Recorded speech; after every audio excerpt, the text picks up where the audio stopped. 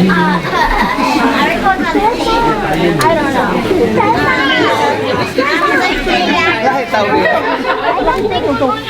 Mà đều lâu lại.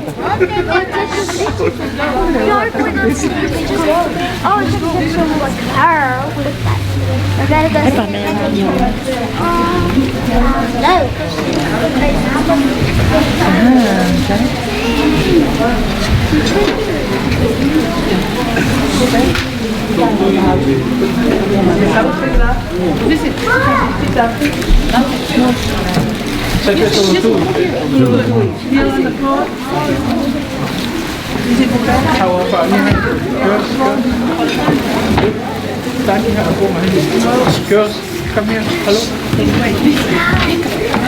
Kneel down, kneel down. Everybody kneel down.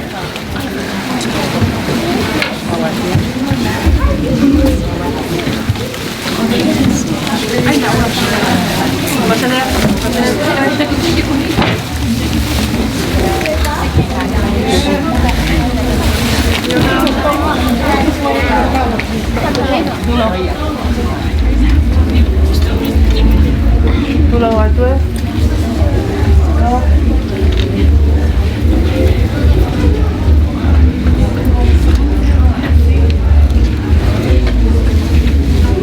Kratoa, bari-bari, smile.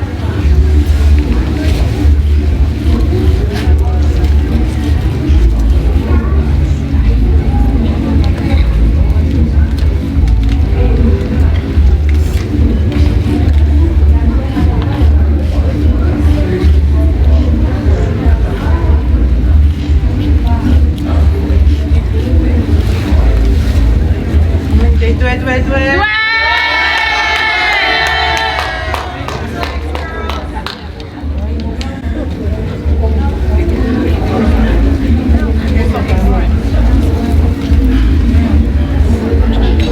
Baita, con Pepe, tu lava.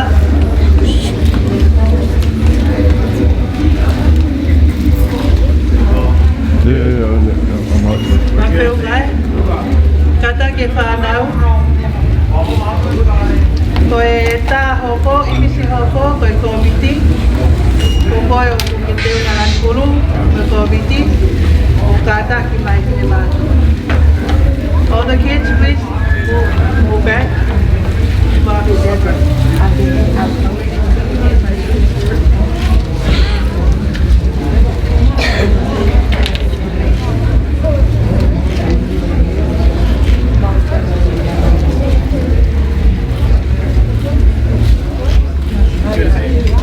Halo, koe imisi hoko. Koe tau lunga, mis tau lunga, tatie. Kai de kon whanau e ni nau wai, tonga i na hawi. Koe tau mis tau lunga kotoa e ni Langakali, mo pas ki ai.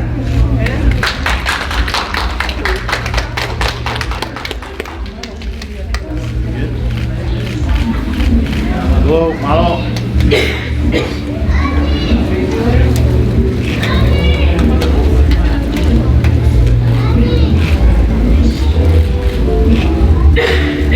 Kalau kau kata kau patata de Paula kata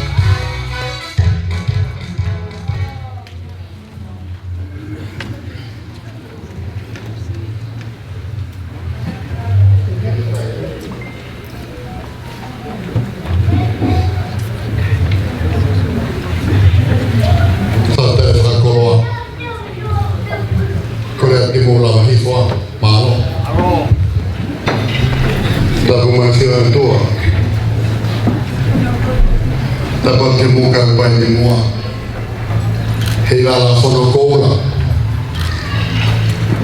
pe kola hono pe mo la a ke tutai Fetuna Tiny Princess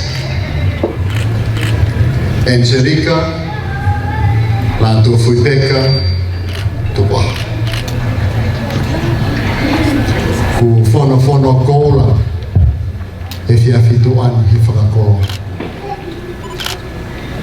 ko rea tupa tui hoa katoa ki toafa whamoremore o whaantae mo toa tuani ke whakakata e whatonia o whakatata pia mo e whaamaka o kalama po tui hoa e whai whakatau kei ke whaafalanglangi e koe whonga whakatau kei bēni ko whakaotu atuai ko whangata he whakatau o kui kai haako e rea taritari a kore atu po tui hoa ke o mai hango fua ke whawhailoa ki mai e ka o whine mui kuna uloto lahi ke kau ke mai moa i Highness princesi o iloa ko e Langakali o e vai ko Puna i he whiawhine ko i ngā koe taimi o tui hoa te o kore peke u lau whakalau te lau atu pē kai kore peke nao tāpe mo laka he kai ke puke taimi a Highness princesi turo atu grupo olo aki o ke ai ai tau ono fitu walo ke mohiva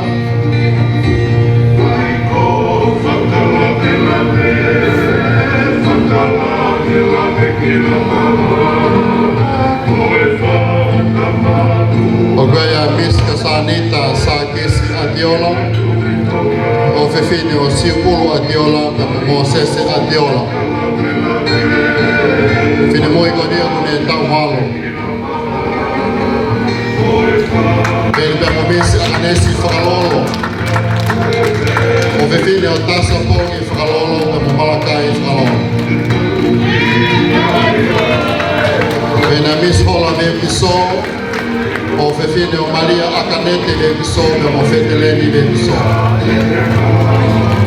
en me mo mis hena Charlotte Fuabaka o fefine o mele latai hola kau Fuabaka me mo Romney Fuabaka en mo te maleti Lavinia Fuamau Veni per me salotte masle o la mia Fuamau o fefine o te maleti mo sosifa Fuamau e ana manatu Rosalini maska o Tonga o fefine o Kalolaine mo la hangtani Tonga e kia aie pati o ana e ona toro o Hufkwe o fefine o Lowina Ritio pe mo Timote Hufkwe o maamene naite e Filofiaki mo uma o fefine o Lupe mo Heiko Oti mo uma ka maa a paia he lotu pauta o fefine o Aiona pauta ka mo sione Latu ila kono tau ono pēni Grupo no wao hena misfatai holi o fefine o Fibe ka mo sione holi e ya loselea Victoria la mia Poha'au o fefine o Siva Poha'au kono tau Fitueni e ya Pisela Shapo o fefine o tau Whaiva le ai toa Shapo ai ne Shapo e peña o heina i Piritania Tonga o fefine o Leveni pe mo James Mahai Tonga e pe foke Arisi o Fapulu o fefine o Asinate pe mo Mile Pulu Peni pa mo longo koe e pangai Lope Pulete Alomi o fefine o Caroline pe mo lahani tani Tonga Adelina Nanase e Famo Kioa o fefine o Choice Latu pe mo hani teri Famo Kioa Peni pe mo siutiki fina Rupi Potentila Tongi o fefine o Caroline pe mo lahani tani Tongi e peke a Folau Whakalolo o fefine o Tasa Pongi pe mo Malakai Whakalolo o grupo Whakaosi o hena Virginia Kaufusi o fefine o Seini Kivalo pe mo Wheloaki Tomi Kaufusi o Mene Lope o Sia Tongi o fefine o Caroline pe mo lahani tani Tongi Ma Soraya Mandiriarisi Puilani tau, o Fefine o Lesieri, pa mo Rodney tau. Pēri pa mo Seini Lavinia, o Fefine o Akata mo Unga, pa mo Fopau Lavinia. Ka pa Miss Iria tui halangingie, o Fefine o Tewila, pa mo Sione Lampeti tui halangingie. Ka pa ka Amelia Shankol, o Fefine o Talafaiva, pa mo Irene Shankol. Pēri pa mo Miss Frankie Le Malo, o Fefine o Renda Le Malo, pa mo Frank Le Malo. Le voki a sini ofa Fuawaka, o Fefine o Menelatai, Holokaukau Fuawaka, pa mo Romney Fuawaka. Ka maa ofa Te Volo Lamnia, o Fefine o Seini, pa mo Soso Lamnia. O Fuawasi, Nina Celeste, Folana Kaufusi, Tau Hofulu Mavalu, o Fefine o Seini Kivalu Kaufusi, pa mo Feilu Akitohi Kaufusi. Kataka Paspasi Mai, Kaufini Nui, na woto lai ka na woto lele e kau ke mai moa e whaitona taine princess Mao. Te teu, ta whaki. Teu, Puna.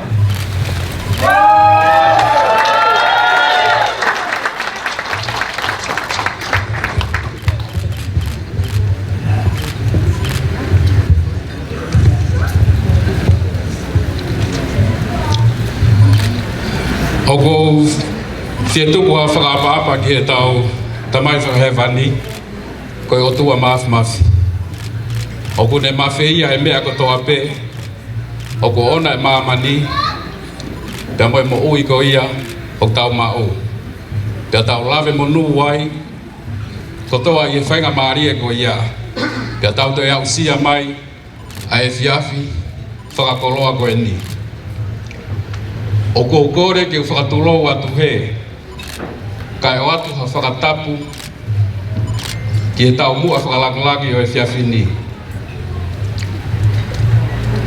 Ta haide princesi Angelika, Lātūfuipeka, Halaevalu Mataaho, Tuku'aho. Ko hae whiawhi, whakawhiawhia, mo makehe,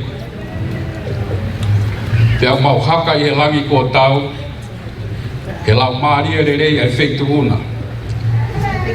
Ka e taria si e mau whakatangi tua, mo mau lalo. Ai ki ko miti whai whatongia, he mai moa e wheituhuna. O mau lau ia koe tāpuaki, mo e koloa. Whakatapu atu heni, ki e kau whai se kau, kai o maa e kau takilotu ko toa pe, i o tau loto-lotonga. O atu ai whakatapu ki si ngahi tamai, ngahi whae, kai o maa e ngahi whanau ko toa, o tau whakatanga e ni e pōni. O ku loto vela maa whana, ai vai ko Puna Taualuma Academy, ke tari loto fia ki mo tō ko toa, i e whiawhini. Your Highness, ladies and gentlemen, it is an honor for me to be part of this great and historical event. Standing up here makes me realize how far we've come. It is my pleasure as president of Langakali Puna Academy to welcome you all to our third annual showcase and award night. We're assembled here tonight to witness and participate in a grand celebration of these beautiful, bright, talented young women who have accomplished a 1 full year course of the Langakali Puna Academy. Every year, the students of Langakali Puna work so hard, learning, practicing, perfecting motions and movements, and it all leads up to this one night. To me, and probably most of us, this is a magnificent spectacle. But for these beautiful young Tongan American born and raised girls, it is intensely personal, because the laborer who brings home his wages knows the value of what he got by his sweat. We're here tonight to celebrate the hard work of these beautiful and magnificent dancers who don't speak or understand the Tongan language, but because they have so much love and passion for our Tongan culture and dances. We're also here tonight to celebrate and greatly appreciate the parts of the parents and of course the choreographer. The theme for the evening is Be Your Own Kind of Beautiful. This theme was handpicked to suit an event just like tonight. Beauty does come in different sizes and forms. We're not just beautiful on the outside. Beauty does come and creates insight and shines through from within. And how we react to what's going on in the world around us. As we must always be kind, courageous, courteous, generous, love one another, be kind to each other, speak for those who can't speak, stand for those who can't stand, and fight for those who can't fight. As you all may see, we have these beautiful young girls dressed in their beautiful island best creation outfits to portray the true meaning of tonight's theme, Be Your Own Kind of Beautiful. And wish to share the same message with you all this evening. As we're experiencing and facing tough times and hardship in this life, as we're living in a world full of racism, discriminations, where people are being judged daily based on their line of work or their sexual orientation, where social media is the cause of the increasingly rates of anxiety, depression, lack of self-confidence, and low self-esteem for teenagers. In a world where there are far too many good men, that women are not expected to be strong or appreciated, or in a society where they are treated on a daily basis as if they were not enough. And if you or any of you out there have been or is dealing with the same situation, these young, beautiful Halaevalu Puna dancers came together tonight to show you, to celebrate with you, and to tell you it's okay. Pull yourself together. Rise up. Be brave. You matter. Walk on and be your own kind of beautiful. Langakali Puna was blessed and was named by Her Royal Highness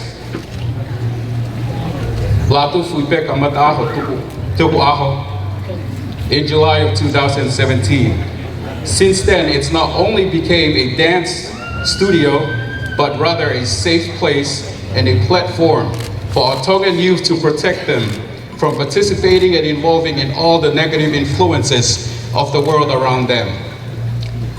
Here is where we can learn more about our cultures, to learn the deeper meaning of Tawalunga.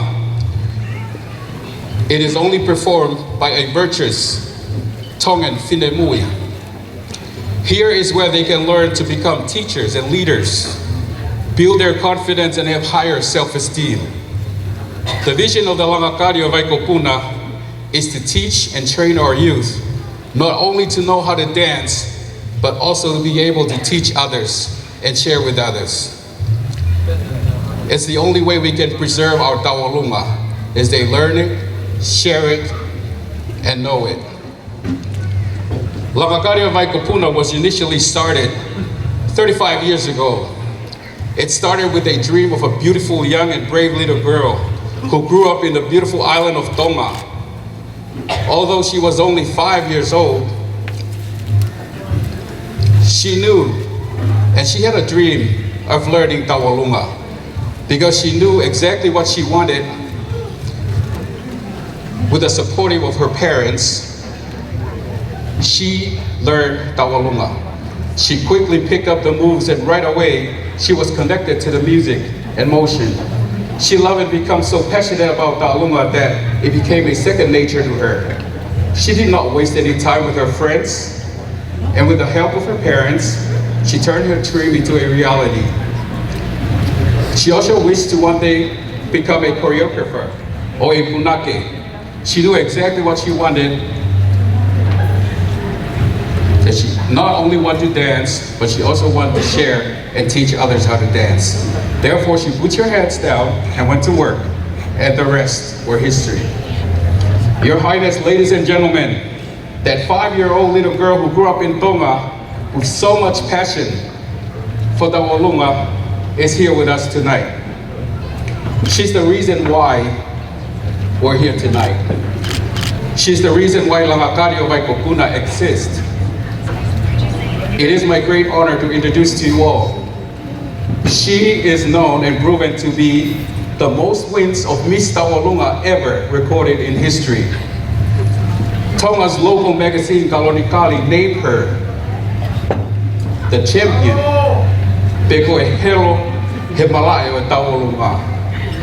She's the champion with a heart of gold, who continue to inspire little Tongan girls who was born and raised here in America to have dreams and work hard at it. That Disneyland is not the only place on earth where dreams can come true. Ladies and gentlemen, please help me give Sadie Kivalu Kaufusi a round of applause. Sadie, please stand up.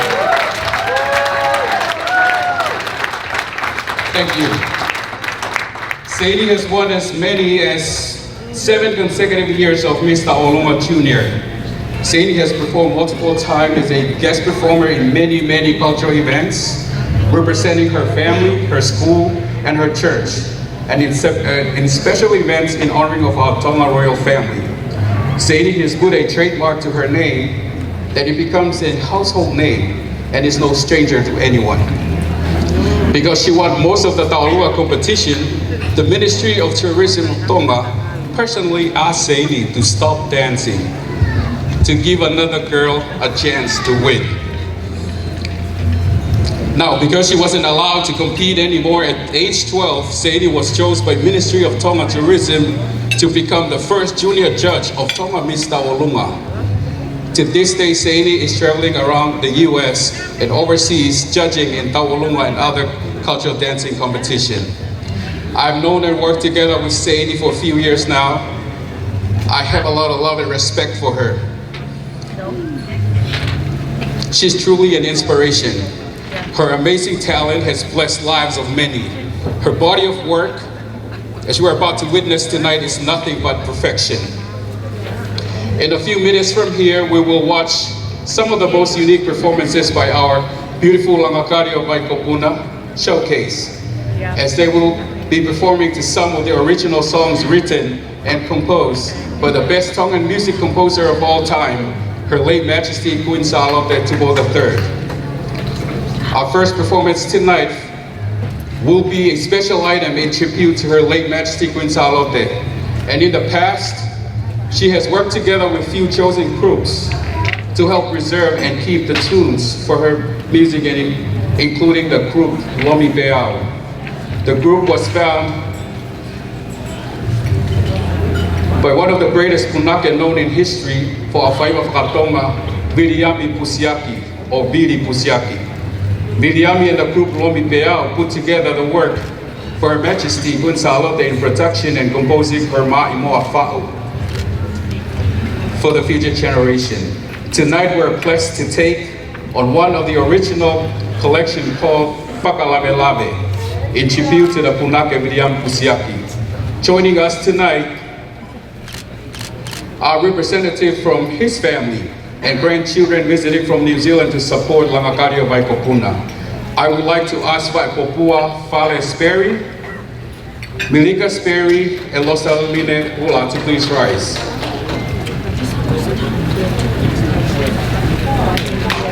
Okay, thank you very much. One of Viliami Pusiaki's great-granddaughter is the founder and producer of the group Paula in New Zealand. As we're about to begin tonight's entertainment, I invite everybody to watch the hand motions and how these girls tell their stories through facial expressions and hand movements. Your Highness, ladies and gentlemen, please sit back, relax, and I hope you enjoy the night. Thank you.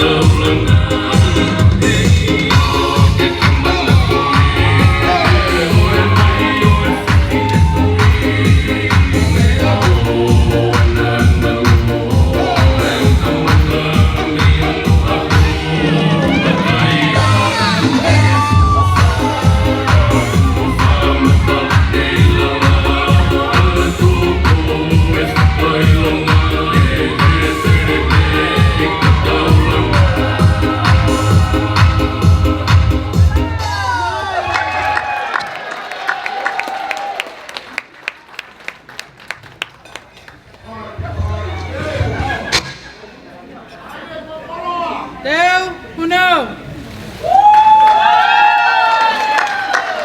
Deo, Tapoki. This way.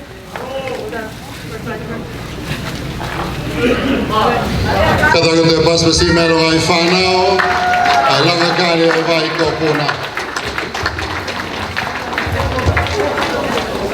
O tui hoa, ko e whaiwa taitari o taine princesi, ko ne mai moa. Ka pau ok whewhe. O e la kai ko ngata anga e kau whewhine. Teke langi o taine princesi. Ko e taulonga hono hoko. Frau Guato, he Miss Langakali preteen, o e tau ko maliwatu, wa whetaha malo, ko Saraya tau. Pai whai bea e whawha po tui hoa, ke ope o e taine princesi, ope o Lātūfuipeka, tuloa.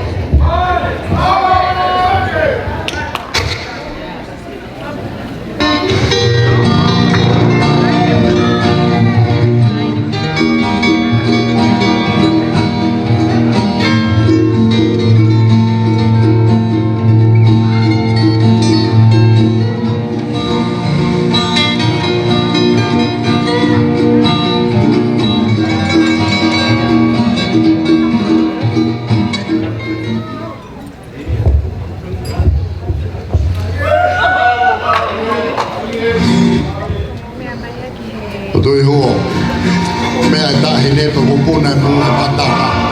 Ka tontona te kawhasi.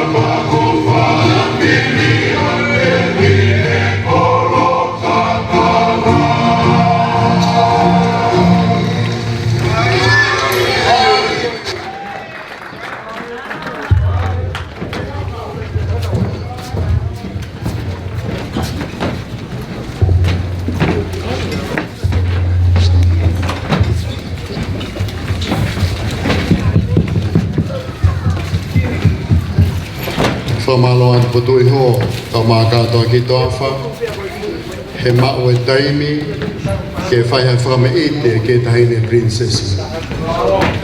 Tuku'aho ko whamoi atu, nā taku po whatamaiki he whatongia, ana e whahoko mai ke whotua tua tupeu whanga e whatapua koe motua whahoko ko kalama pe kita. E toki ai kau whahoko whatongia o ko kalama te nau lolo ke teke lange tahine, no whamao opo ai talaka kato e whanua. Ngari whia matamua po Tuku'aho. Ka kua efi e kolope he mawhana e kāinga Tonga o whakautua. He mahino mai e whai ho mau whakakoloa. Taka whakahoa tu ana. Whawhetai e tahini. Whai a whakakoloa ho mai moa. Te maulari e Tonga whakautua i he pe area. Kāinga Tonga. Kataki kai paskasi mai e whakakoloa a manaki ke tō me he tāmua katoa ngā. Tatawa.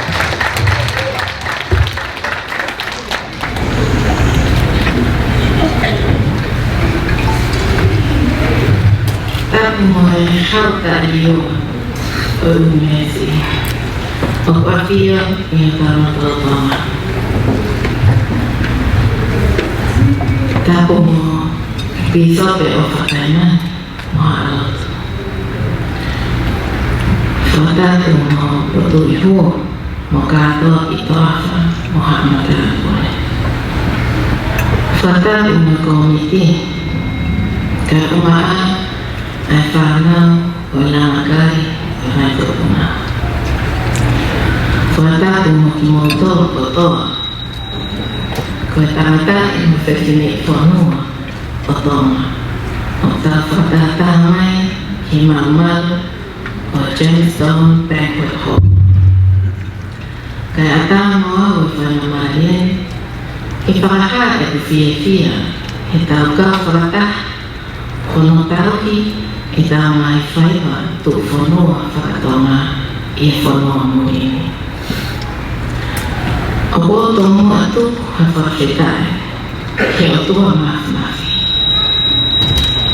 He ene ke whakainasi aki tau tolu, ene koloa whungani koe moui. He tau me, hiwa, mo haka he ene o wha.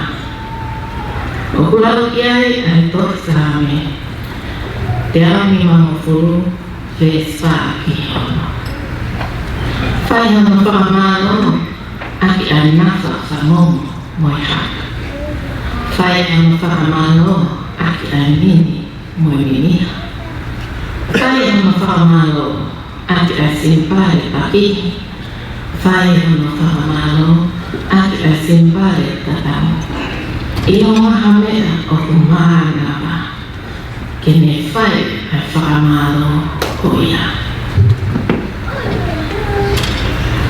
Warmest greetings to you all, and may I firstly remark briefly in the English language in respect of our non-native Tongan speakers and visitors. Ladies and gentlemen, and our children, I am very happy to be here tonight at the Gemstone Banquet Hall. Langakali o Puna has brought us together to celebrate our Tongan culture, our dances, our music, our language, our costumes, and bringing all out the Tongan mawhana and Tongan spirit. Tonight is a celebration of our Tongan identity. Our cultural dances tell the proud history of our past, preserving our Tongan values for our present generation, and ensuring a promising future for our generations to come. Like you all, I look forward to an evening of historical and cultural Tongan journey. O wātua whakamālo o te homa maoni ke komiti ai Langakali o Puna. kau whaina, kau langitua, kau tahi whanau, kai o maa a ki motoro hana kotoa, o mo i heni ki koe mai Tuku'aho aki. Whanaloa tono ta amaki o tau whatongia, mo no tuku lotoi ho tau uhinga, i hono mate aki ho tau Tonga. Momo mātua ki toka, ki a koe e tau whanau, he tau mai whai atu whanua. Ko ho tau uhinga e nai koloa o tau ki hiwa, ne mo haka he ahangi. O kwa he taha o nai taanga whaamawai, a ene a whio, kuinsalo te tukoto, maani o whao, he tahiwa o wafitu, ko na hauta. Ke mo wholao mo e ofa, ki whiao i tu umafuka. I makamai e hala, Langakali o vai Puna. Pe heka mo e pōpua ki, he ko i kai whaahoa. Ho totua ofa he hala whakai, mo e maka i tai i hapai. Ko e kutu umi ke whakapapau, lopua mo e alo tālau. Talaya ki hua tatau, mo e laia me i mongata. Ko e kutu roa ni ke maa. Sila mo e maka mo e atau, ko e tai pe hangi e ha, wholofola ai fwoi Tuku'aho.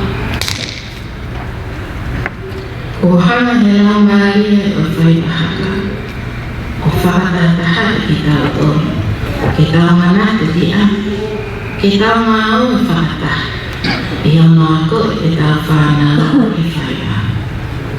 Ia ke tau tokanga, ki o tau kahau, he whonuana.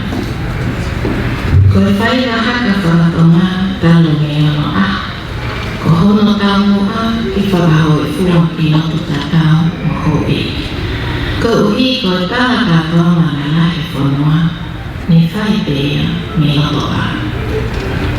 O pāsino he ngā i mai moa hiwa e tae hene kuimi sa lote tu kōtoro. Ko tae maari ai a tonga he aho. Ko e lea whakatonga o ki longa e ne mohu. He ngai mai moa e tāhiri. Nai tohi peho tau historia i ngai taama ku whatu. Ke whai mea e lalaka, pia whakawhekau aki ke tā moai ho tau tūpunga mo e tau Tuku'aho mai. Kai te tau lawa o puke e tau lea whakatonga. E whakaloloma e ka ha e tau whanau. Ea e mole lima hono whakahae ai maari e mawhana mo whaiwa ke tau e langi. O pia e fok e tau urungana. Nau, mo ngai koloa whakatonga o tau tau. O hangepe ko e tau ngai whaiwa whakatonga. Ko e ahoni o pulawa he muri, o ako lea whakatonga, o lea i e tō mo kalama ai tonga. Hai tāwana, tui tupeno mo kie. Fi kafa, ke te puringa ke kabere i puru mo whao, mo filo, mo tuaine. La langa tāwana, ke te puringa ke tofua, mo kie, mo lopa kaumuri.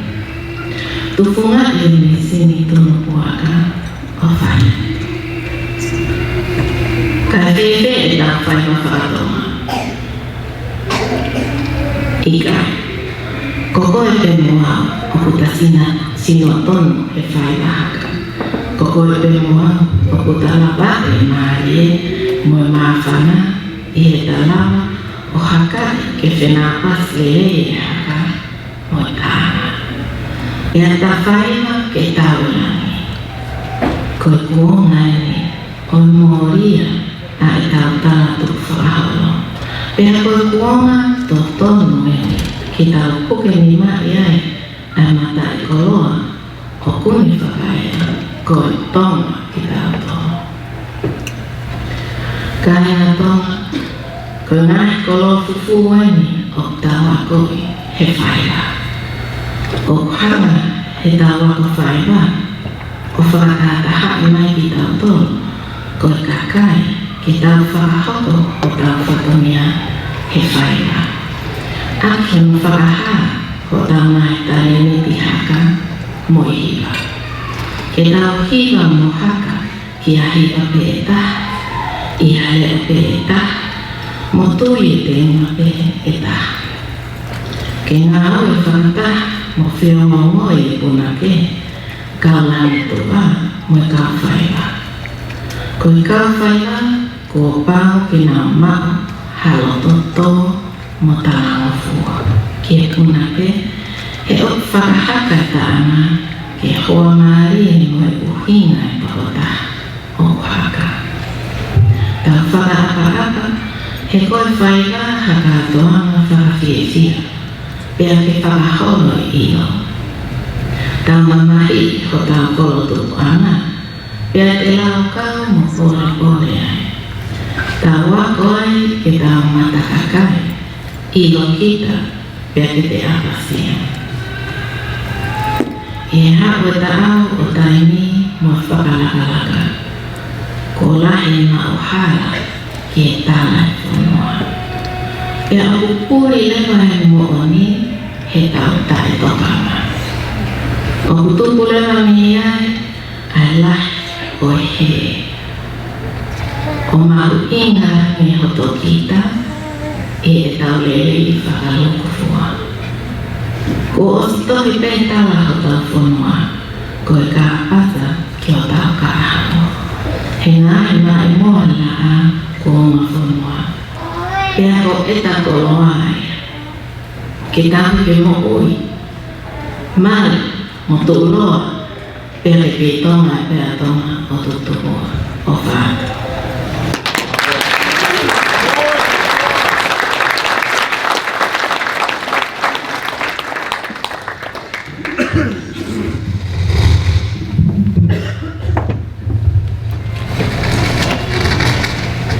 Mo e awhio a tua mas.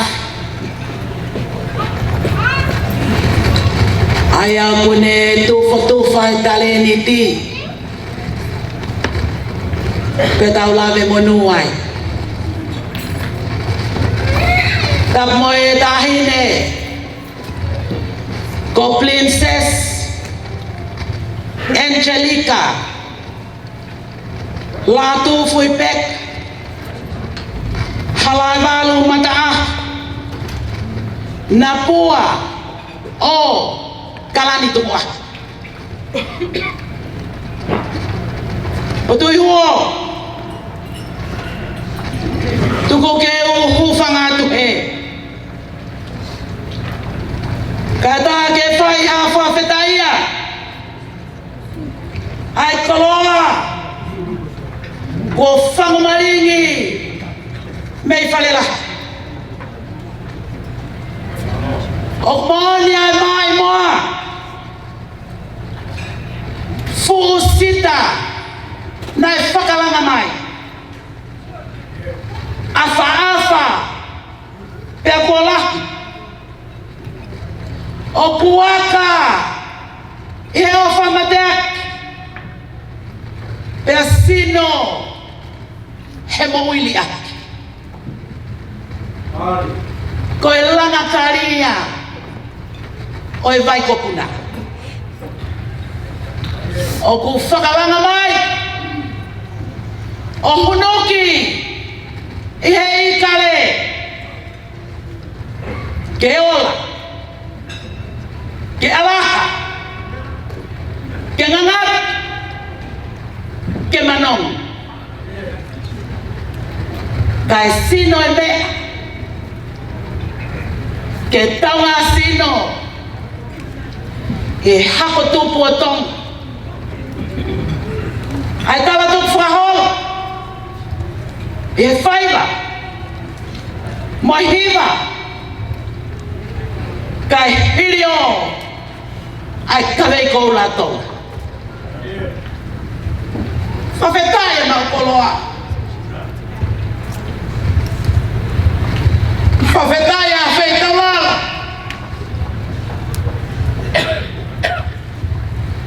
Ke mea mai o whakalangang. Pea ke whakakoloa. Hokakai.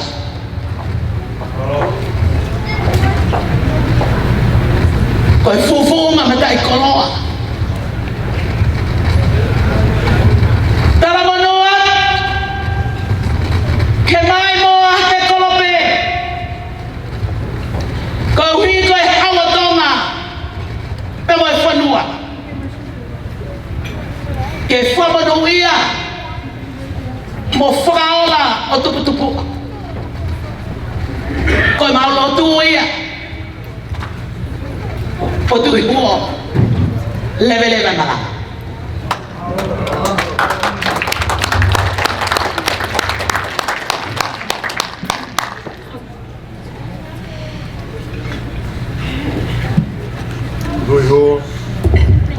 Podui huo ko e tari e koloa ko tō whaukato e taha e kau me mipa e poa te wharei o e Langakali o e Puna e me i kari. Te pei ke rea taitari o e whawharangangina e whaukane na yangi he Palestini ho mai moa tahine mau whakotua i e whanuani. Kai hoka tu moa e whameite te ke langi o e whetu ona tahine ko i ngā ko e awawe he tau e tolu mālo ko e whakakoloa ke kau kaunanga me kau whenemui nau kau ho mai moa ho mea tonu heni. Kau wafe potui huo te ria e taimipa mai polo kalama. Ko re ke kulupu hono hoko nau tokoni hono whai ai hono tuaki o e mai moani o mai mau inga e tolunga whakatonga e whanuani ke nau whauko e tolunga ki e taanga ki e te au pe ilohea. Mālo.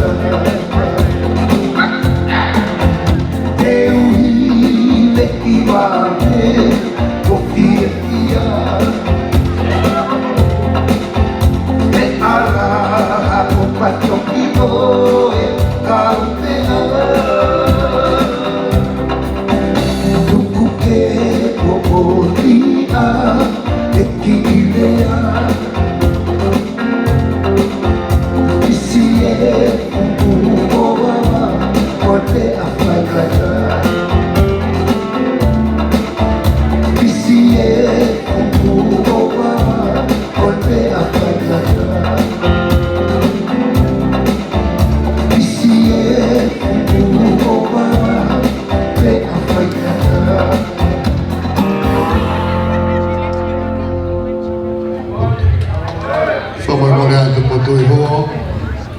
Whai mawhana mo I whiwhia taku taimi ke whawholo whakausuka ngai whae ka toko pate te ho kau whiwhine. Whamamura ate ki e te au, tako ki e whauene mo ki e ki e ni maunu atuai. E whawhi mua kau nangari na ulama mai pas mai, whahoko e tōlunga ke tāanga ki e te au, mo whaholo ke whawharangi ka tāanga e whiwhine. Laka pia mai.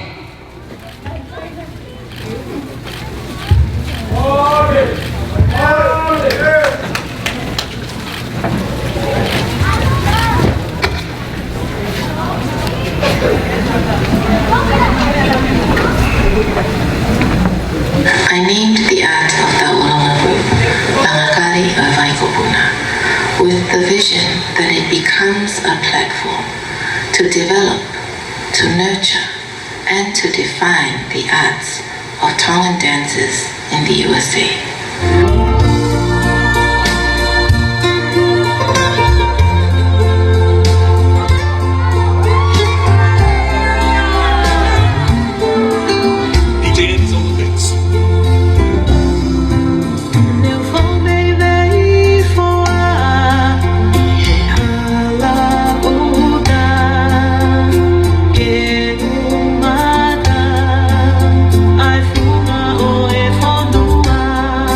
See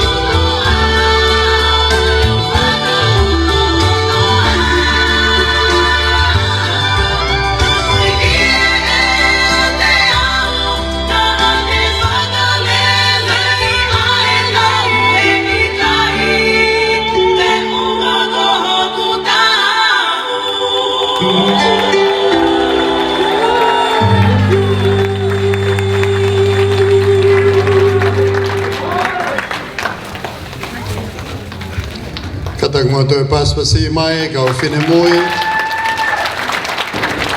Na fata kanto ai taulunga ke fatu taanga.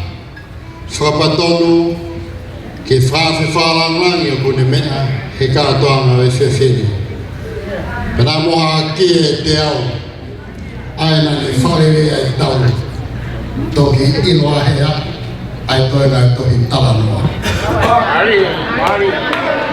Te whakawhi mai ai whine mui koeni ko tui hoa nane kuna Miss Taulunga Junior he tau wafe taha hiwa e whiau hiko ia na whahoko i Tonga he wiki hei lala.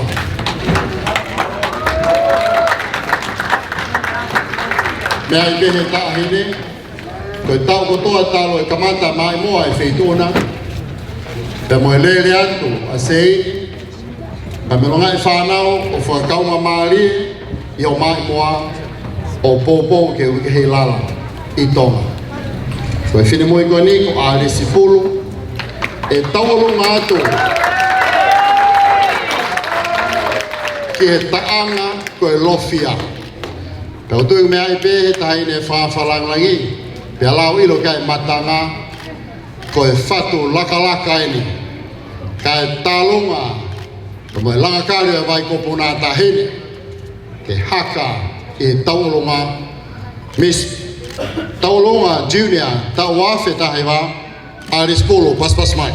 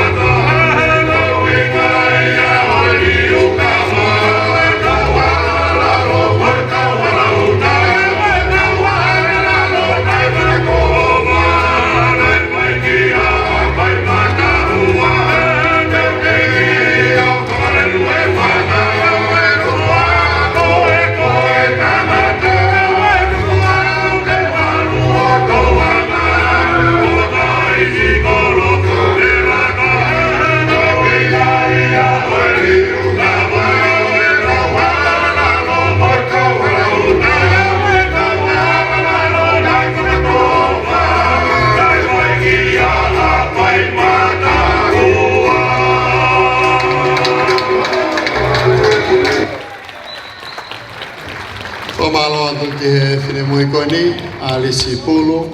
Pe taimina nei kuna e whau i tauolunga.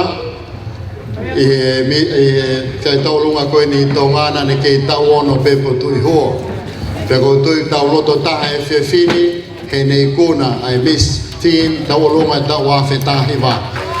Tu ke he ka pao ko peheha taha he ope ke toi makai. Sina ki teu pe ai ke lahi. Koe se tie na mo heka mai ai ke tau katoa ngahe. Whamalo atu. O tui hoa, ka mai moa e tahine he whanuani. Whahoko he ne taha pene tunga whine mātua. Ko sei ki mālo kau fusi. Ko e whaunga tatau no tau maki o e tau olonga o whahoko e Australia. Pepe ki New Zealand.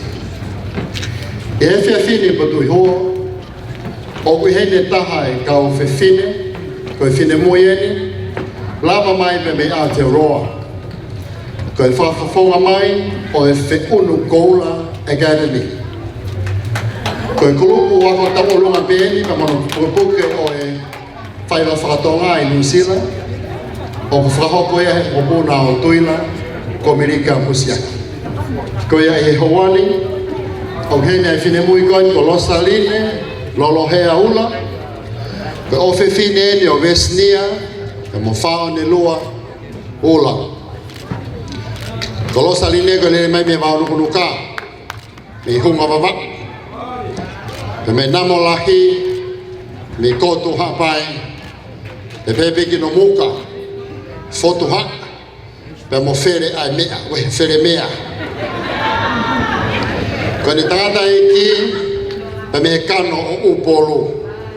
Ama e kano loto a e hau, fola o si, pe mo e fu niu nai tu tolu, a mo e fu ngā mata toa. He kai ki to e heriaki, e tuku ke wawhika, whakato e taulunga, me Aotearoa New Zealand, pe me whiunu Koula Academy, Losaline Lolohea Ula, pas mai. Ko o te tana wa whiwhi.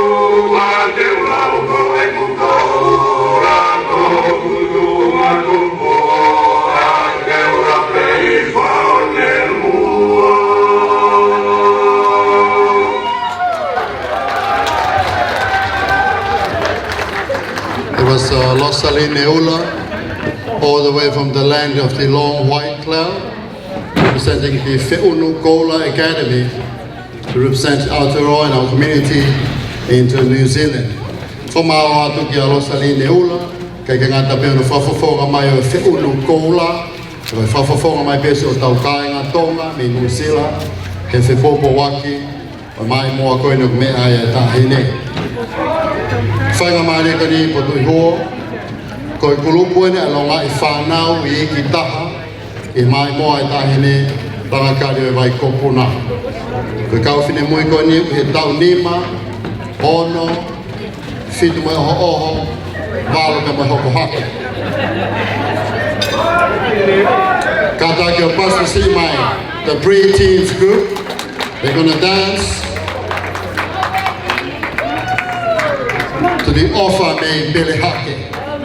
O taha ne moa ko whakaata me e whawharangangi ke whaipeha no taurunga he longa I whanau koe ni whaokate mai moa koe ni ai offer me Pele Hake. Kata mua kāinga tonga paspasi mai ai longa I whanau whewhine koe ni kuna teu lahi ke whawhotuma ta mai taurunga o e whiawhi koe ni.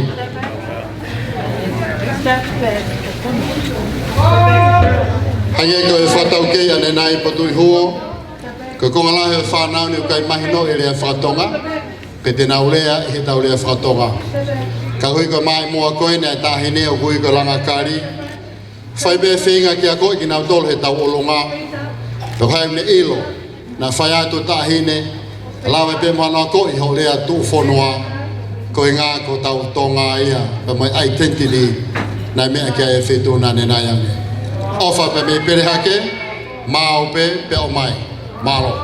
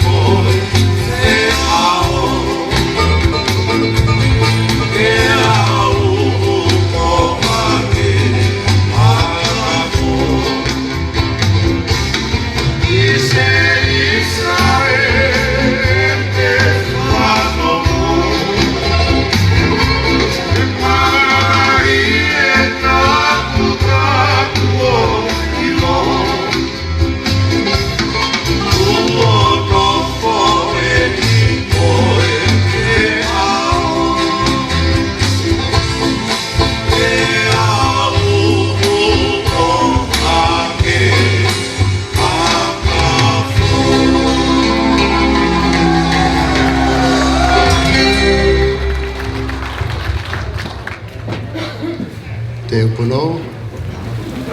Thank you. Katang mo to paso si mai. Ko ko ngalahe ka tau lunga potui hu ko time ke lau na bedtime story. Kai talo nga mo me ai taine princess. No to lai pelo ngai fa na oni ke fa ya fa e tau lunga fratonga. Ko tau lunga hono hoko. Ko mis tau lunga breathe neni. Ko tau wa fe ta fitu. Ai ko tau ini ka tonu mao ai komiti fale I. Ko fo tai meni me lava toa e mai mo e fe tu na ta hele. O fa nga Langakali vai ko Puna ke wike he lala atonga. Tal me wa fe ta fitu. Wa fe ta malu. Wa fe ta heba. Dele atu be o mai mo ta hele ko popo. Ate tala ko no fa puri. Belere atu pe o tatu ana foki mai ngai kalau tau no fari ari he fia fili we mista longa breaking ta wa fita fitu iwi atu halangingi e tau longa atu ke taama ko e hau o e otu tonga kata ke pasta si mai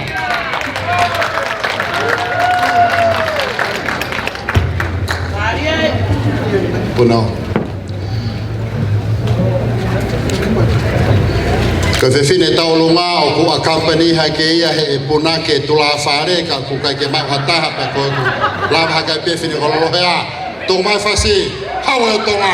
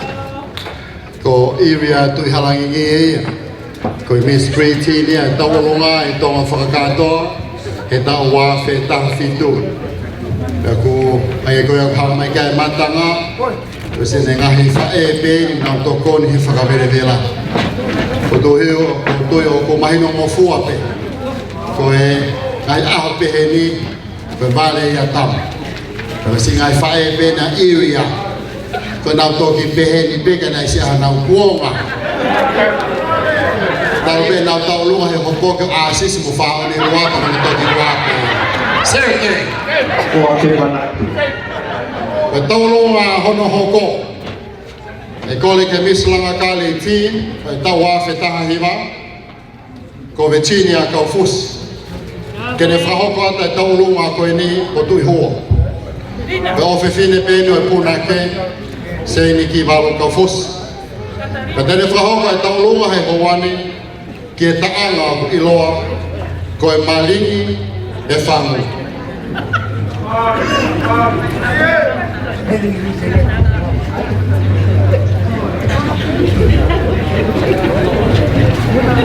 o tonga whakato e whatogia koni ke talo mahoko whatatau ke polokalama ke te au Kahine taulunga koe ni pe kore atu patu I huo.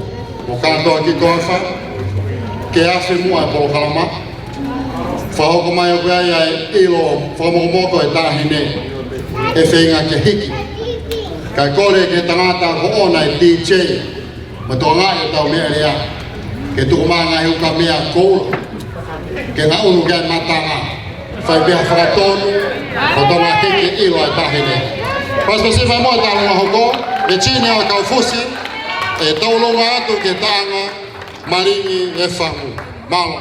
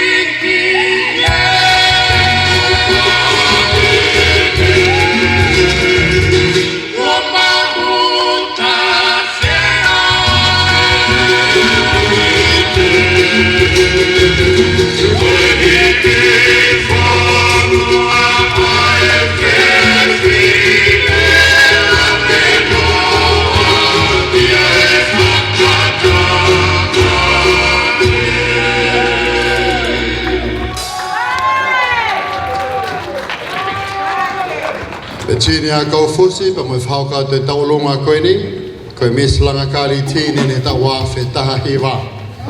Me maare e moto ai whasi po tui huo, ka mata ke ho e tō koloa. Ko whakata mai po tui huo, ke o mai ha whase ua a pe, whakata ke matanga ke whaipeha whiwhia. E hiki ilo e tahine, ilo whamomoko, ki mua pe hoko atu e tau Kalama. Koe ku nai atu Tonga, tau whiwhia he whongana kai te mai po tui huo tau takai ua. Tau mawhana pe, mawhana ka manatu, o mea hene tahine princessi, koe whawhi wharangangi tau kātama. O to e konga ua e tau Kalama, ki mua pe whaiana whakakato, e peke konga tolu, wha moe nima moe tā e sāpate pe te tau whakakia. Pe tau mai whase e whiwhine o pena urise po leo, o tō ngā whase, ka maa hau moa, ke nā ui e matangi maa whana o e whiawhini. Pe o kurat kau tangata tau tō mea lalahi te, lai ka mea vera, kai ngau e tau katoa. Tā!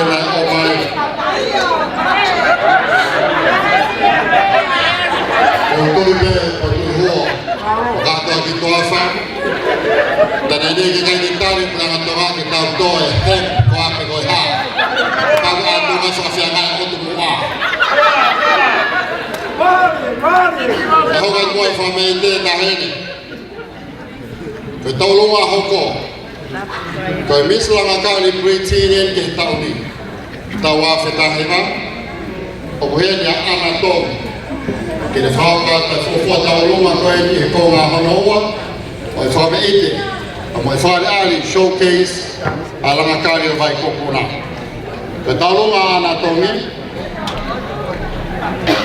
fa dolo wa tupe ke tauluma ke upe o taone e Tuku'aho Ko ngai whameito e whiawhini ke ngai ope ka wā ngai whatutaanga o whatau motonu ki whāwharangangi. Nai whaibe whapapa ma kore hango fua. Me whawhitai o mau whakakoloa ki whakako o ngātou. Ai taulunga koeni pe me mai moa ai Langakali e vai ko Puna. He kai ke toi whaloloa ka tako mai ope o taone e taulunga e tuia e ana tongi malo pita.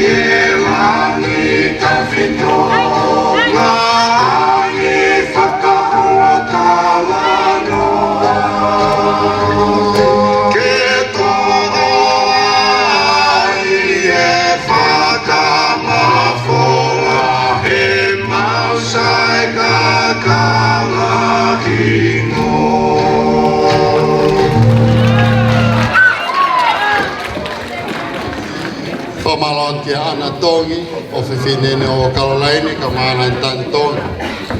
Ka maana i whine ko Patiola ka maana ka whiwhine. O mai o whine mui koini ki whakato e taulunga. Ai koe best free teen eno e tau wawhi taha hima. Koe taulunga hono hoko. Koe taulunga whakakolopu eni. Ai teens, girls.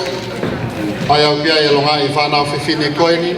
kau whine mui, te nau whahoko te tau lunga, ki he taha ngai whasako whanua e kolisi Tuku'aho. Ai au ilo ke tokolahi ko tui ho, ko e play fair blue. Kai kai whakato, ngā oe e holo. Ai ngai kau lawe ane nai, a tā pe whakapale, mo fua pe pa moe whiawhia, pa moe tula whare, ka tau play pe o fair he blue. Ka tako tuku mane vai whasi, te paspasi mai moa, ai kau whine mui koe ni, nau whaamu e whakata te taulunga, ke taanga koe ni, o e play fair blue.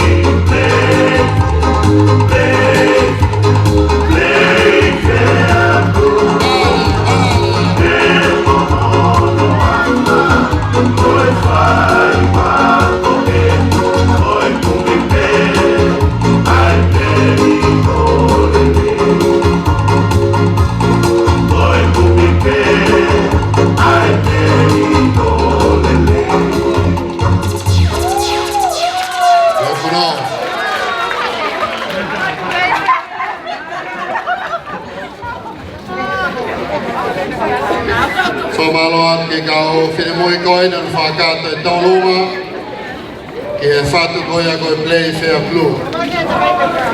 Potui me potui hoa, mea mai me tahine ki he whanau ai kuini. Ko tarangi nao mamari ka ko aho e kuin sala te tahine. Kai toi whewhe, kai pia ke play na play atu unfair, ki he peke play e blue he bōn koe. Ke tōluma hono hoko. Ke talua no ko ko whafofonga e na ngai kupu whikau aki ko tui ho o nau popo ke mai moa tahine. Ko tui pete tau tui tatau o te kai hatoa e tu to taha. Ko te oe mai moa ko kamata e se tu na tahine ka wai ke lawa e se ini a te ia pe ke tu to taha o whakahoko e ngau ini. Ko ia i he ne pehe o kuanga e whainga maari o ngai whamiri o nau kau mai o bobo. Ko kai bobo i he tawhaaki o Paula, ko kai bobo i he tawhaaki pe o whia maua i he Langakali vai Puna o nau bobo mai. Ko whine moi ka ni ko Angie, Wolfgram. Ko talo e foto mai moa e whetu na tahine. Ko mai kau mai a whine moi ko e ni pa mene o mātu. Pea kau whata mai i he rea mahi no. Whaeta mai kui whaeta ngata kui ua kui tol kui whaama kawa api e bobo mai mua e whituna. E tauloa Angie Wolfgram ke whiawhiri, e tauloa ke loketi o pere hake, na ko tui me po tui huo, tene tāku pe halaha hake, te mahina whitu o rere me ai, ai tō tahane. Ka tāke o pasta si mai, Angie Wolfgram, ka whonga e kau popo, the valued supporters of Langakali by Puna Academy.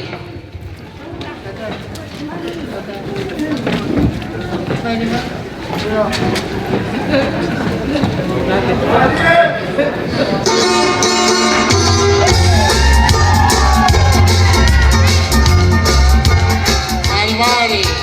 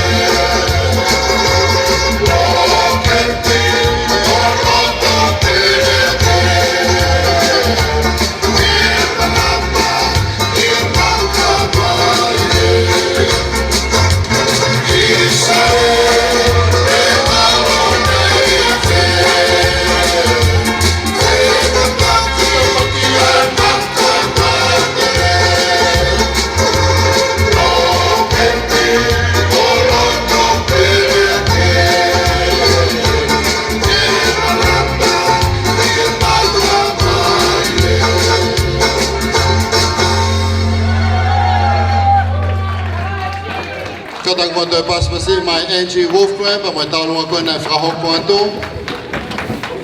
Lo ke te o pele hake. Kai whai te mawhana ko whamanatoi ke ngai whaia Angie pa tui hoa o ngata Stacy. Koe tōki tō pui koe pātia hono o kohe lo ki kōkoko mai. Mō whenga i mō prei whea mai lo tōni he tau kātoa.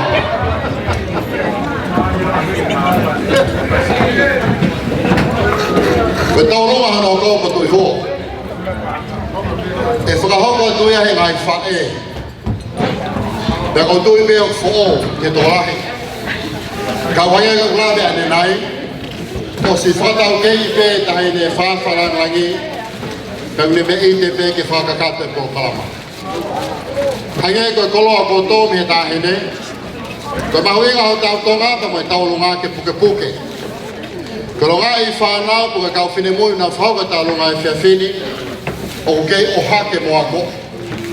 Koe si ngai whae toko lahi a longa i whanau ni. Na nau taulunga pa nau tokoni ke seini. I hono pao tolo aki mai o mai moa. Koe a ko kore atu ko tui hoa. Ke mai pe moa ki whainga maare. Ne o pe ngari pehe today ke nai pe yesterday. O tonga e tari whake talua koine a ngahi whae ko tui hoa. O ko te manato ai te hau o tau whaahau. E tau whakaholo atu me whakatau tiki te ke whaiva club. Tau whakaholo atu koe mau i tau whanofo. E ngai hake screen. Ke whaiva te volo i. Ko tui me ko tui hua ko kalate eni. E wakai kai matara he hoa koe ni. Tau roa ngai whae. Ke taanga pehe ko whekau hono tahataha. Ngata pe i roa ko tui hua he hono furu. Ko whekau hono tahataha. Kaya ko ilo o te kaya ko i fo. Tā whasi. Kata ko pasasi ngai whae koe ni. E na whakato te taurunga. Ke whekau hono hofu mataha.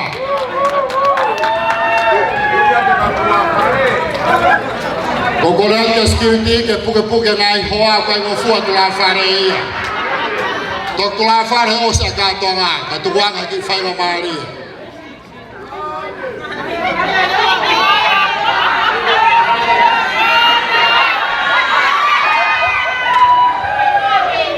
Kore mai he mahenga, kai ke ngofua whakapare na whiwhame ite pena toke princesi. Tuku mai taanga, whikau hono tātaha. Thank you.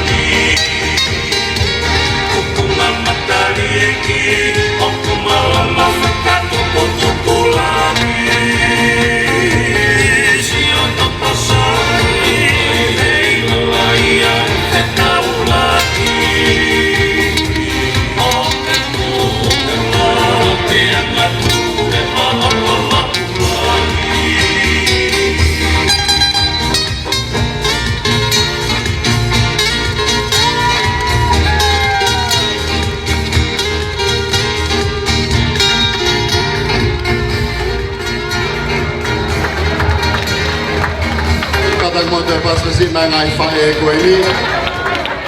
Whamāwato. Te kai ki os lele whasi po tui hoa. Pe takai ho kouton ke whae yoka, moe suma, ke lahe mānama ke os ai whasi. Maa whame i te koe tēnu me whakakata.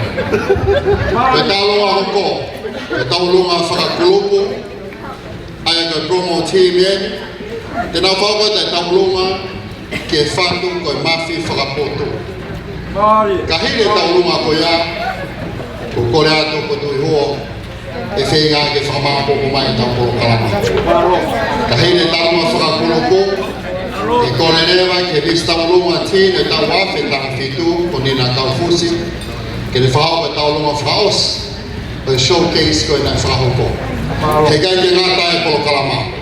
O toi whakalangangi ke tāhine, toi ngai whatongia ke whakahoko, ka ko ngai taulunga whamite, ko toi kone os pe taulunga whakulupu koe ni, me taulunga whaos e whako e ni nā, ke tau whengare ke tau awhi ai, te ria taime tāhine, e wai whatongia ki a pongpongina.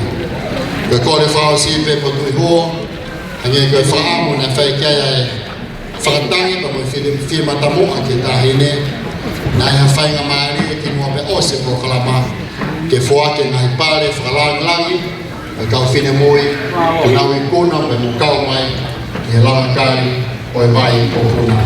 He kai ki to e whakaloloa, wange mua e whainga maari e koe ni, ke kau whine mui koe ni, ke whakakoato e taualonga ki he whau koe mawhi whakapoto, malo o pito.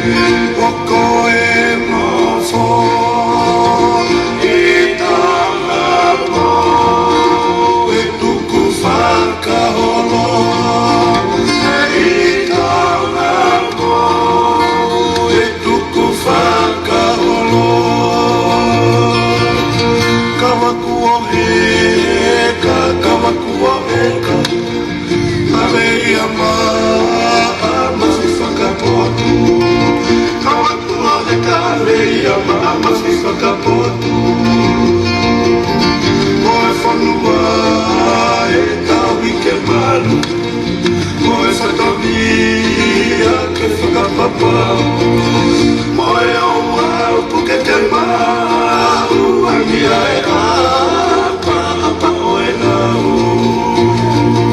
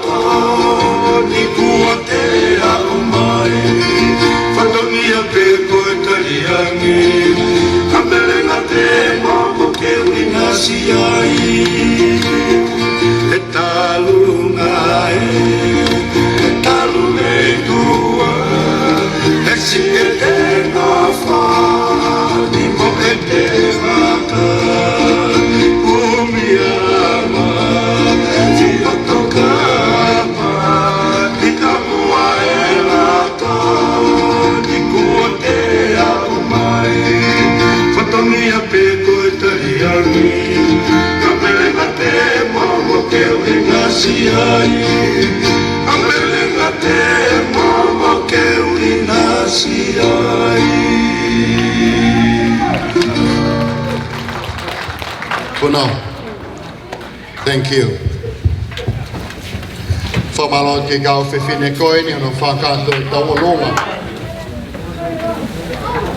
Whahoko mai he matanga po tui hoa. Whako tāka katoa ngai tāanga. Ko whahoko ange koe tāka katoa he mea tāhine. Kai wata konsep misnari ke tātutu. Ko tau longa whao si. Pe koe finare no e whiwhine. E whahoko e mista ulunga tine wafe tahfitu. Ko nina kaufusi. Pe taulunga nina kaufusi. E taulunga ke fat. O kui koe mate aki o Tonga. Pe kene toko tahana ne whahoko e whau ko ia. Kai whaa moa seini ka maa komit fotutu ngawe. Ke whawhiloa kiat. Ai puna ke whatu na ne whahoko e hiwani. O hange pego glave ane nai. Ko ngai whatu taanga. Whakapatono ke whawhalanglango e whiawhiri. O kena akanesi tui fua palu. Kata ke mo.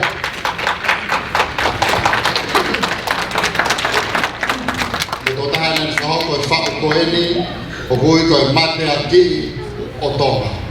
E whahoko atuia, e nina kaufusi. O whiwhine lahi ane o Lātūfuipeka maa puna ki. Una whakaua maari e Langakali. Oi vai ko Puna. Mao. Tuku'aho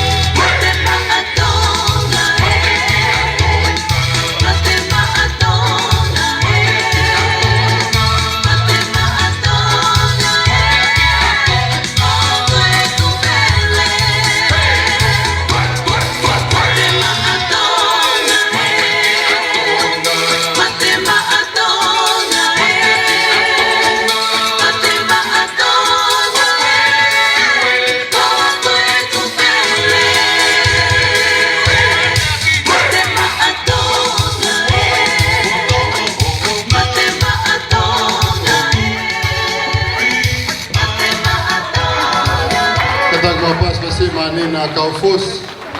Kami tau longa ke mate aki o Tonga. Kataka kua whihena e Bisope, Mitch Buki. Pere mo e whainga maare ko ni patui hoa. Ke wā whainga maare ke whako peha maas wharaklangi. Ngā ko honga ia Langakali o Puna he mea tahine. Kau maa i kau whaafe. Kuna te fua heni ku ngā koe mai moa.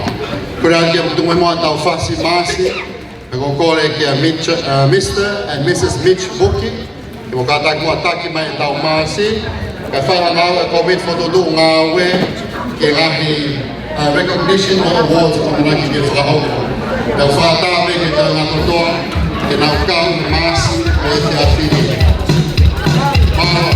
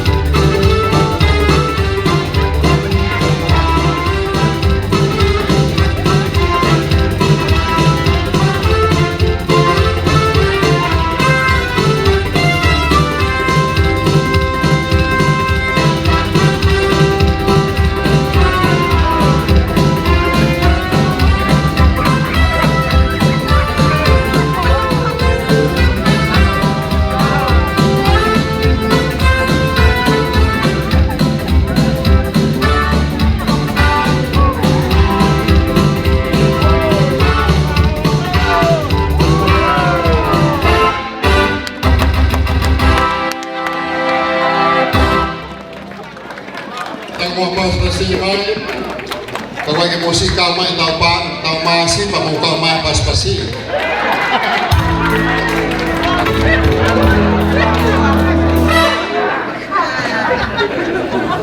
Famala tu que facato tahu masih. Ko tau mas lang pe me tahine. Ko tak tapi ki mai pe no pea. Ko pe ai su ko pe ai tarai pilo ka mai pe ki pea ki he tau mas ka me ite tahine. Ko fra mama mai fasi green card ki he fare ni. Sempre. O tu ho ko le tamo fo. Fa ha fi matamu. Ki fa fi lang o e fe fini. Ke me ite be mo ka ke me ange o mai moa fok anga hi tohi fra o le lepe ko certificate ke ni ihi kuna o lava mai he taula ai fataki o mai moa tahi ta kawaten ihi ke ngai fi auhi na wi kuna o ave pe mai moa e fe kuna tahi ko tau e tolu malo ke to mau ene taimi holo ngai whanau whewhine pa me Langakali o Puna ke mau ha taimi pa mo e whetona pene pe wata e whie matamua pe lelei a pe ke rele atu e tunga whine matua na na whotutu e polo kalama to me ngahi certificate ko ini to awards whatamu ngahi recognition sash ke whakakato ake polo kalama o e whia whini. Ai e whai hono recognize ki nau tolu, e mo whoaki pe ngahi certificate ko ene ko te teu. Ke kau whine mui, o whiri mai he Langakali, o e vai ko Puna Academy. He kai te ko e whaloloa, ka take kau ofisa ki mua, whakakato e whatongia ko ia ki mua pe ui ato i nau tolu, o kukau, ki ngahi recognition o e whia whini. Mau. Kaya certificate ene o whaki ki kau whawhawhonga nga misi tau olunga i he tapu ni. Kaya tau wawhe tanga hiwa i he lala tau olunga competitions. Ai a hukau kai a misi a risipuru ko e misi tau olunga junior ai a tau wawhe tanga hiwa ka tako paspasima.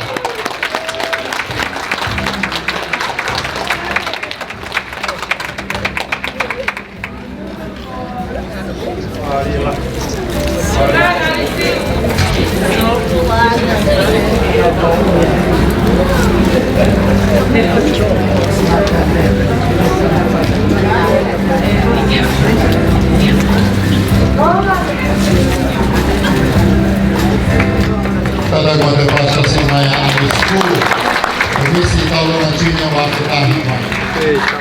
Ketika mana pokok, Ofakia ke bisa ulunga pre-teen first runner-up for the year 2019, Miss Anatoli.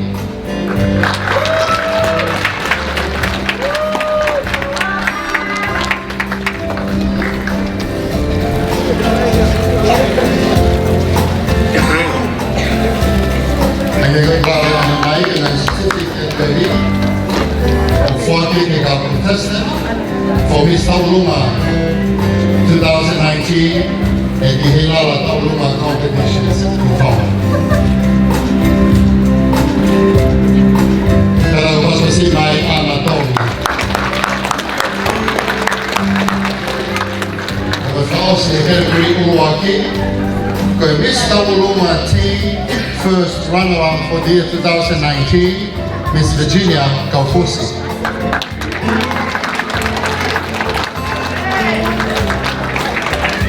Kau whine mui kone o ko whakahoko atu. Nā whaka atu ki Tonga he ka uni o kau ke ngai whio i Taulunga.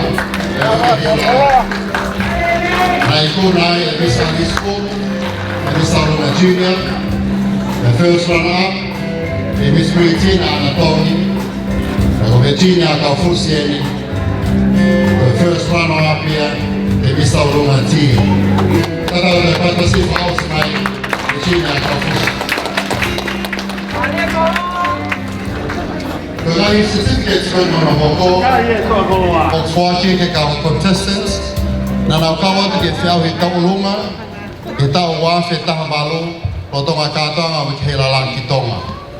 Ai he nei Miss Taulunga Junior ke tau wawhe Halaevalu ko Miss Henalieta Fungawaka.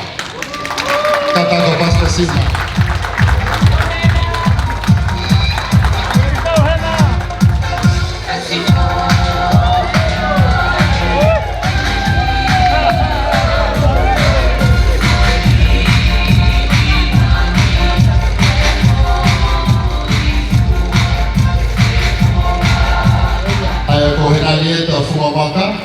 koe misi tau lunga tūni aeni he tau wāwhi taha maru.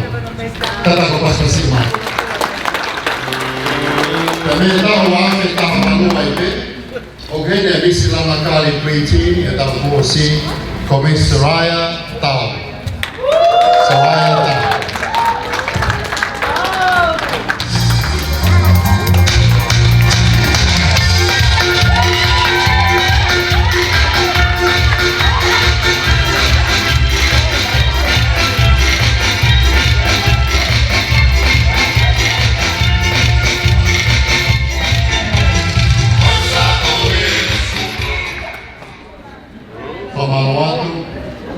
Malo.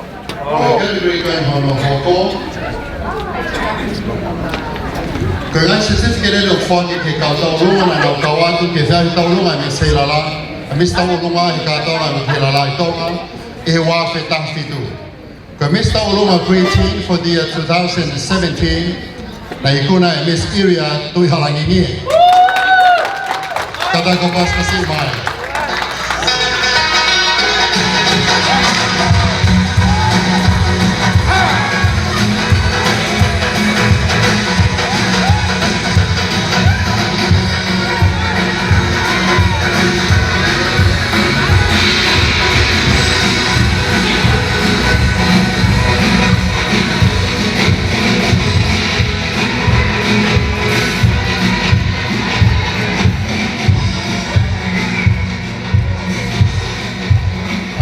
Area tu halangi nie na nei kuna mi stau lunga Preteen whakato e whiau I wena whaupe tonga ta wāwhi taha whitu.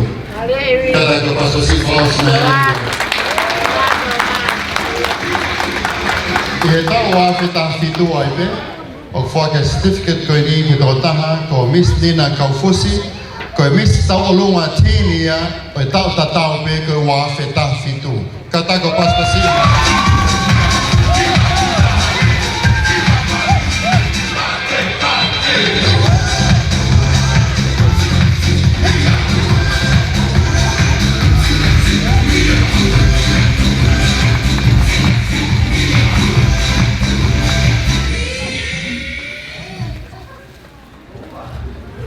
Ko tau wāwhi tāwhitu, ko whawhatai mea ke kawatani I me mai moa e tahine, nā kane vai ko Puna, ki ngai whiau I tau lunga no mai whanau whiwhine I Tonga. Pena I kuna ai, e tō taha koe ni, Nina Kaufusi, ai Miss tau lunga ti, kata ko paspasi whaosi mai. Koe certificate hono hoko, o whakia ke Miss Langakali, o e Waiko Puna Academy, ke tau wāwhi taha hiwa, ko Miss Betty Lātūfuipeka.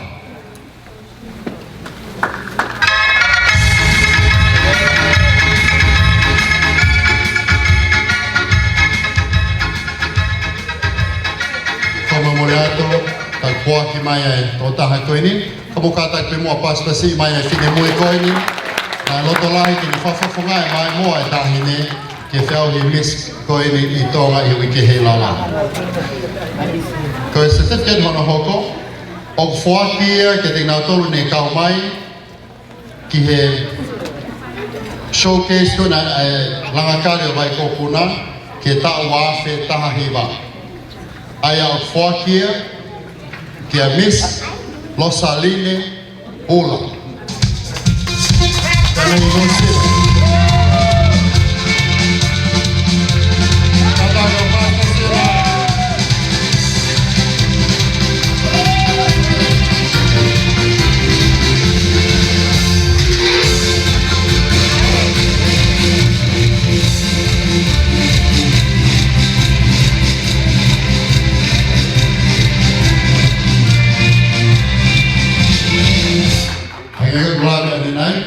Ini ula, ko ne lava mai pe me se ulu Paula, e kare me pe me nusila. Kata ko paso si mai e fino koe, ko koe ko kau mai, ko whaat ari e whiawhini. Koe hoko, e whaake certificate koe ni ka te ngau tolu, ko pehe e puna ke koe ni ko se ki wale kaufusi, puna o whiunga, pe tau, ke na hoa ko puna ke whahaka, e ngai mai moa e whitu una, i Langakali koini o vai ko Puna. Kau Puna ke koia, kau Latu qualified as Langakali instructor, o kau kiai a Miss Nina Kaufusi. Kata Nina.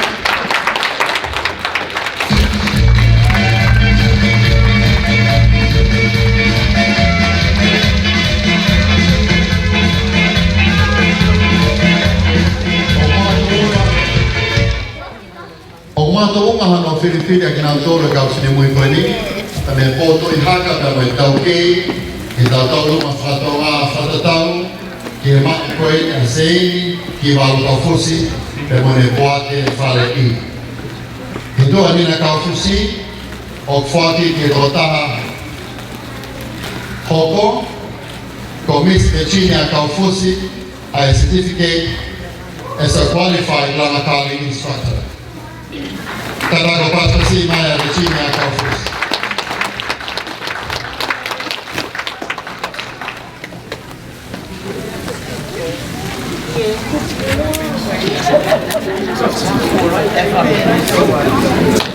Music. Kono hoko,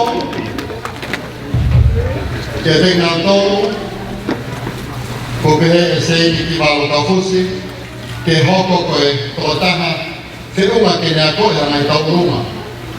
Because certificate again of Fuaki, ki do taha koe ni ko Miss Soraya Tau as a qualified Langakali instructor.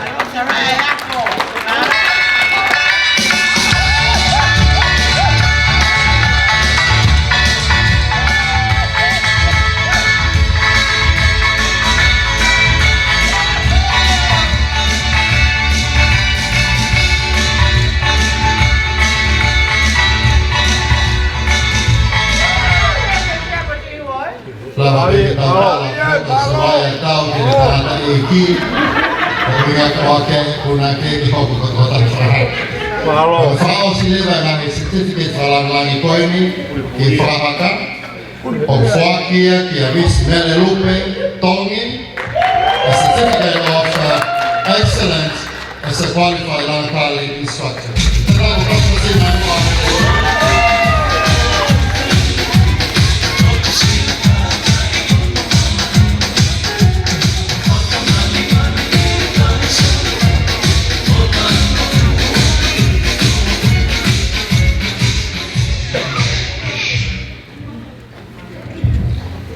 Ko tā whao sēni, ke hoko koe qualified Langakali instructor, Miss Halaevalu Tongi. Kata kata pastor si whao si mai.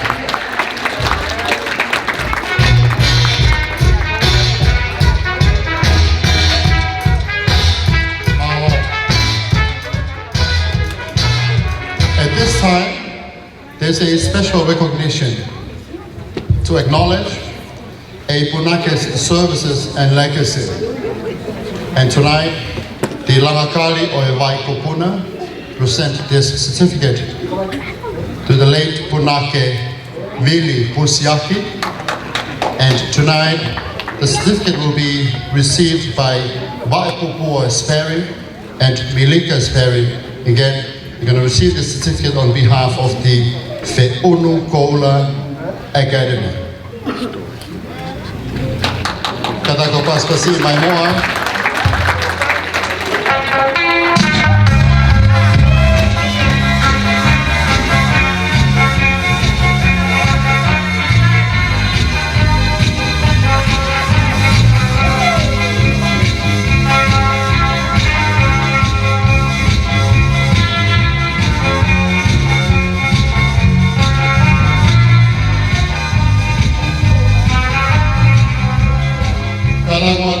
Si mai, Waipupua Sperry, ama Angelika Sperry, ama mai, o mau ai certificate koe ni on behalf of the Tuku'aho Academy i manatu meria ke Punake koe ko Vili Pusiaki. Moimoi, tau mi ai o taha koe ni, ko kina tolu koe ni nei whaki kai e certificate ke whakahaka. Te koe nei whaki koe Certificate of Excellence as a qualified Langakali instructor.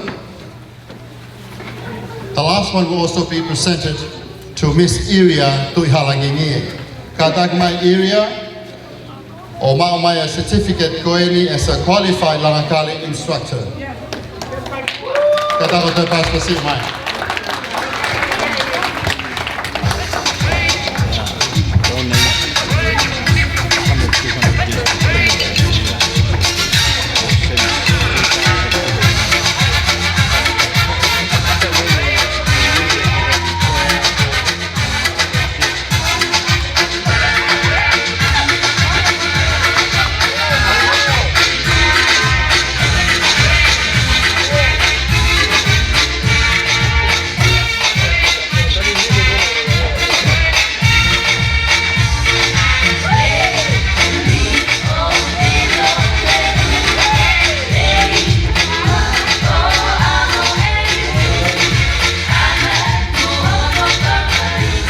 Whakaunia whaose o whaamo e Langakali o Puna ke whake moha certificate. Ngā koe tana koia ka punake I loa ka kona umamawaki. O whaam ke whake certificate koe ni kia punake tui alo kefu e neongo kone mama ka kuhene a whausipa kupu taofa koe ni sia tui alo kefu ke katak mai o mao e certificate whalanglangi koe ni. Kata ko pas-pasi mai mua, kita kau pernah jauh atau Tonga. Yang mau kena ukuri aku pakai tumbuh, nak mau yang malah fahu kamu farahaka.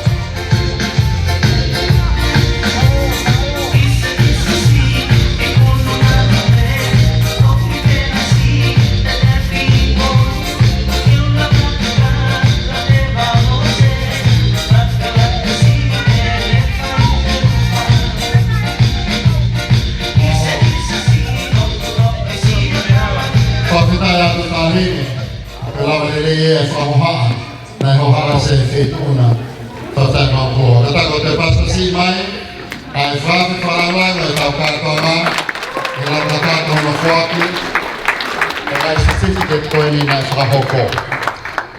Kita ini teukoli kita kau memipa, oi puate falei, Langakali vai kau Puna. Kekata mai mua fahoko fatongia kau ini, Tuku'aho, kita mua. O tau kātā ngai whewhini. Kore whini ko pāti o lākene hoko atu.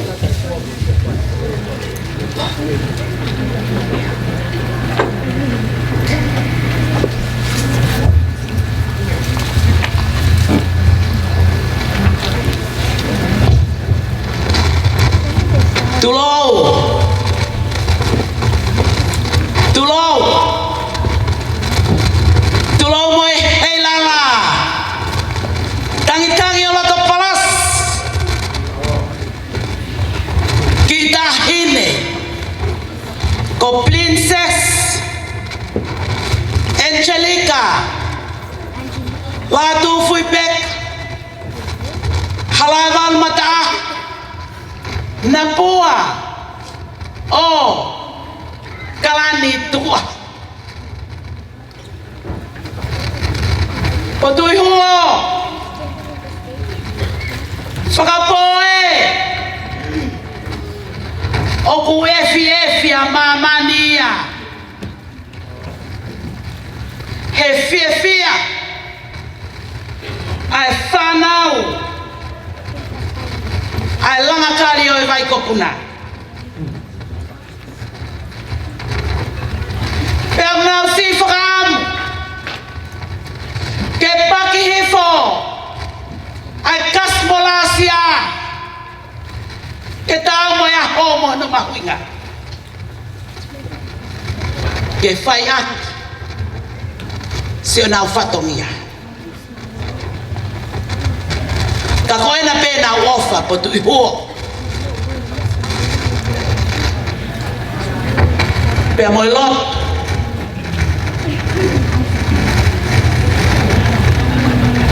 o fungani ia e ngai tanga mali e kona lave monu ia tu mo ha fai nga mali e po Tuku'aho ke lele atua ia e whanau ke whakahoko o nau ki whatongia ke fetu ona ke whakailonga ia ai aho e ne whakahistoria leveleva he kau tatawana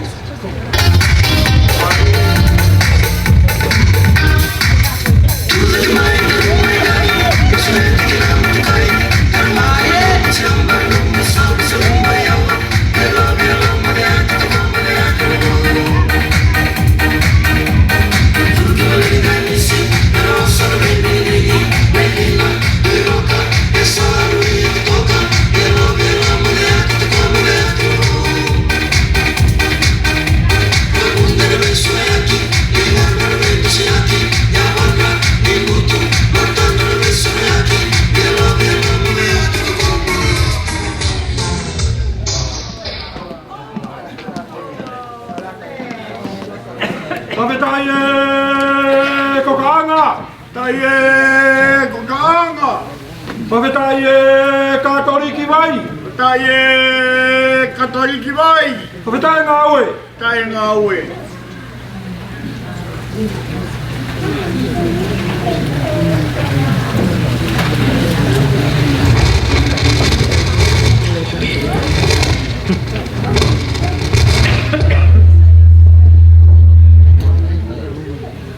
Fetu kuende ku whakaku ke atio e taha mai o nolo Tonga.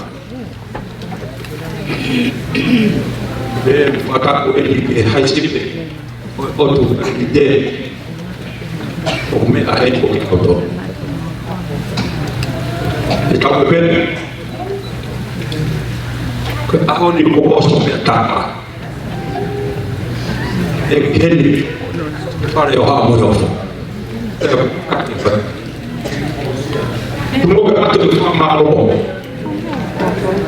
ki Langakali o vai ko Puna e topa tongi pota e neo me kau he i whanua mohono maarire kai kai nganga ko ka pona whate whamaro ki komiti e ngau e lahi ko lava o kai komita i tua tau whanau neo kaki nau noto hara au ea kau a pe whamaro tau mo pe maro e toka tau mia pot te viafi koe ni lewe lewe malakai tau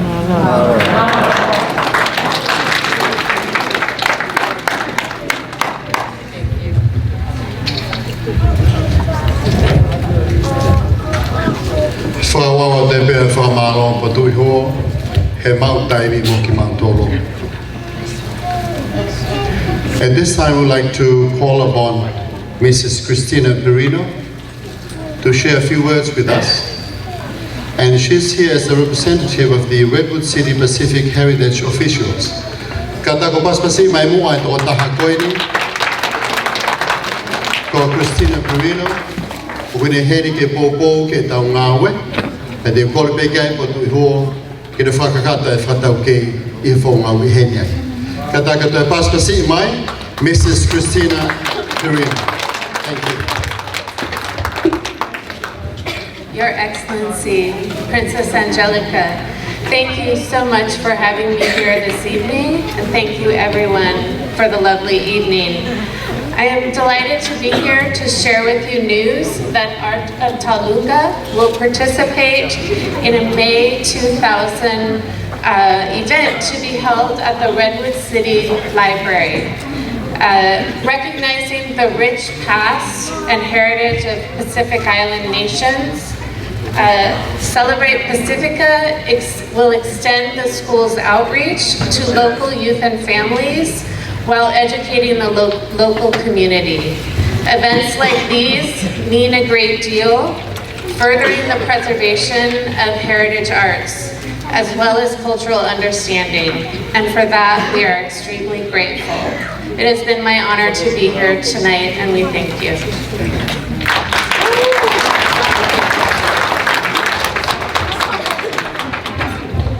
Thank you so much, Christina Perino. I would also like to invite Mrs. Pausipa Kuputaufa to convey the closing remarks.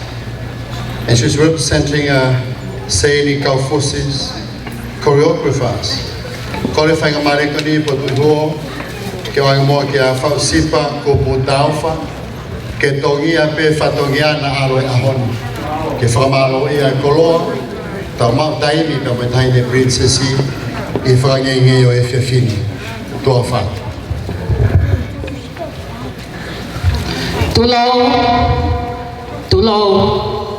Tulo, kau hawa tuhe. Kole ke ufaka tulo watu. Tukumua ke ufaka malu atu. E ngahi tala whaka tapu. Ko osi hono tala au whaki.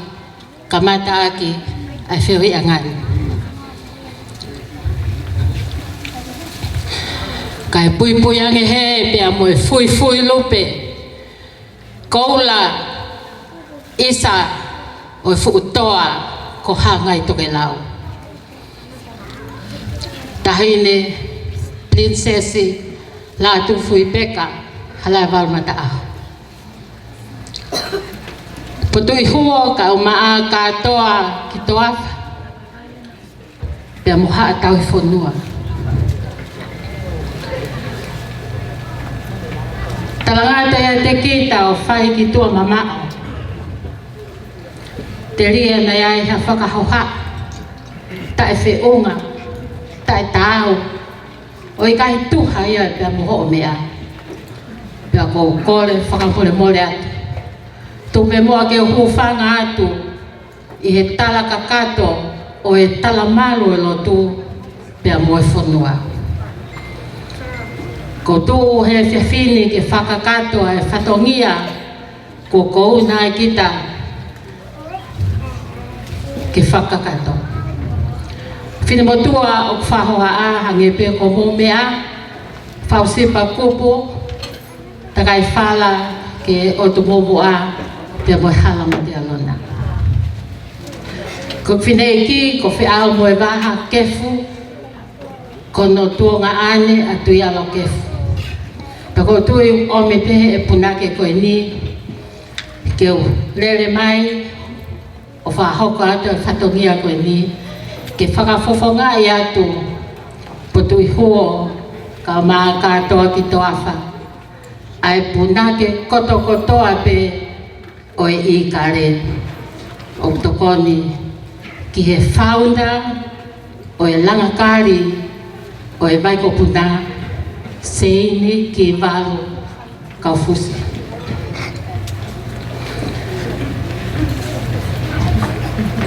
Ko wheha tapa te ua aua.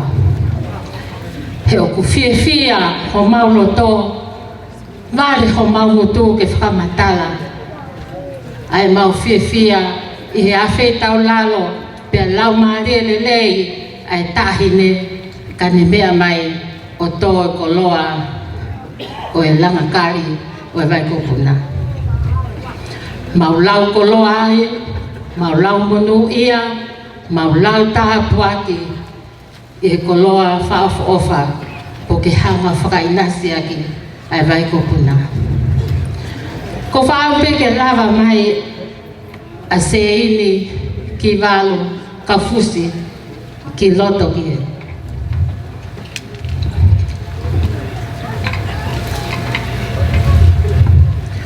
Ko e whamalo hono wa, whamalo atu ki whiwhine koe. Wahe e Seini ai ngahi punake nane ako tau o lungai, nane to o pea e lele. A honi, ko mau whiawhia, ko ke mea mai pē ki he longa i whanau ho whanua. Ai si kau mātua tau i whanau, e nau whē lau i, kai o mai ke puke ai whai whakatonga. Me hange pe ko o mea, ke whai hono whakamalo, e simpare tatang. Ai nawha whaangongo. Ai mea mo ui kotoa pe, ke tau whai hono whakamalo. Pako manatu ai ke punake ko ia ko tui alo kefu. kamata e ne puna ke pe mo ne ako faila na ne to mai ai hiva ai manu puna ko whakalaan langi o e otua. Pea ko ato ai e mau salute atu kia te koe se. To o mo mau tataalo atu kia te koe. I he ngā ue lahi kafa ko mau lava mai he ahoni ko ke teu ke mau inasi ai. O kua ke manatu ke ki i ko pulea o ko taka he whanua tu pō mho eiki. Pe me he kolo kakala, kolo ve'e, kolo ngatu vai. Ki tā ia toi ki holisi. He kua tala e he lupe e palasi, ko pule ki he kie ne tu unga fasi. Piau ki, piau lokai, piau whakapuna ki tai. Tala e hai e toi mau mai. Ai laka, he o tutongani. Ai whaiwa tau o lunga, he o tutongani. Ko iai potui huo, ka maa kato ki toaka. Ko i ka harea mo ua, ke whakamalo iai aki, ai o whawhita o lago, ko mautai maari ai. Ko ia pe tua au whatu.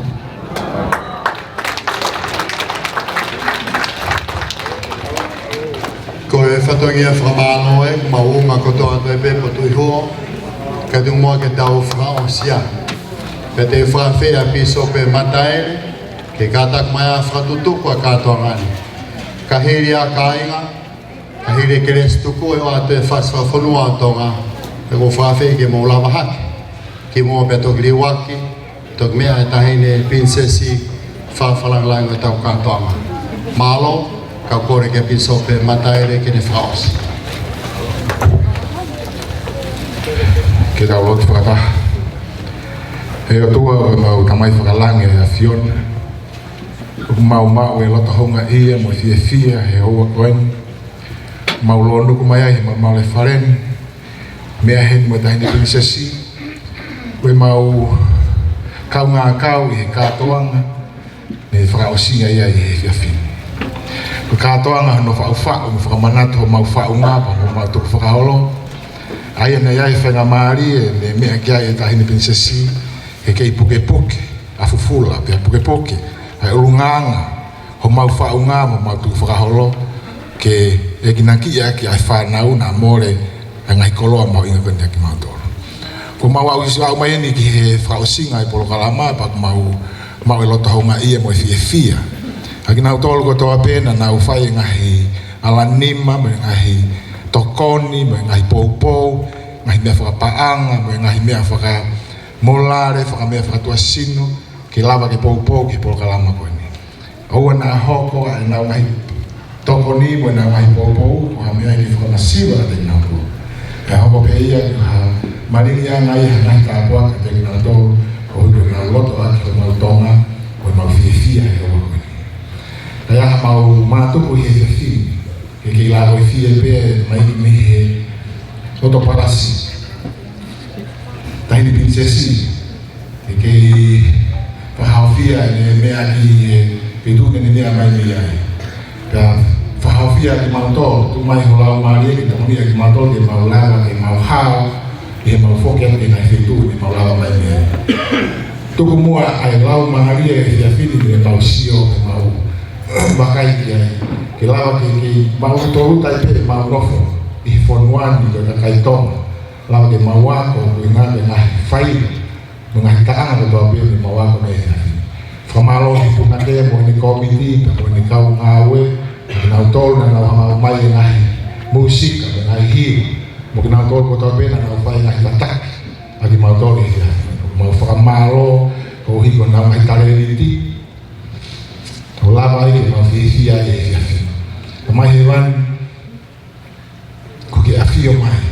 Ki ngahi mea kotoa pena mau whakahoko, o kai ki ahi ngahi whaunga ke mau whakahaya mau kirisia. Koe mau whiawhia e he loto e Tonga o lava pe ke mau wai e whakamerite, ke mau e mau whiawhia. Mau whakamalo, ngahi loto e mau whai, loto mau lana mōni, loto sukalaisi. Amen.